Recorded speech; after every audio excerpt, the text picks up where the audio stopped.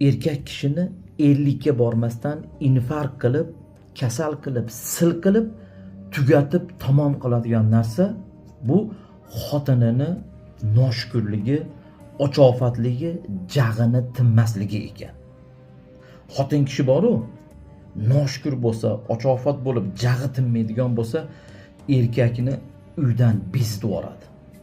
U erkak uyga kelgisi kelmaydi. Chunki uyga kelsa, uyda doim vechna janjalda. Uyga kelsa, uyda bayramona shukuh, chiroyli kutib olish yo'q. Uyga kelishiga uydagi xotin bir qoshini ko'tarib boshlaydi. Bechara erkak bezib ketganda, bezib ketgan. Ko'chaga chiqib unga bunga dardini ayta olmaydi. Yig'lab ichidagini chiqarib olmaydi.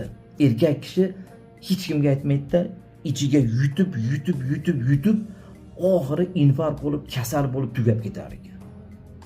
Ko'chada svetofor tagida yoki oshxonada bir yerda o'tirganda nima bo'pti desa, tappa etib yuragini ushabdi. Uchinchisi ekan, yuragi ustiga eribdi, ketib qolibdi. Ketib yuboribdi. Nimadan shu?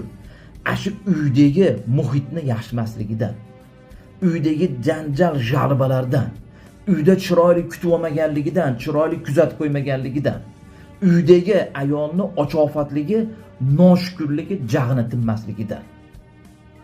Agar uydagi ayol aqlli, dono bo'lsa, oqil ayol bo'lsa, u erkak kasal bo'lmaydi.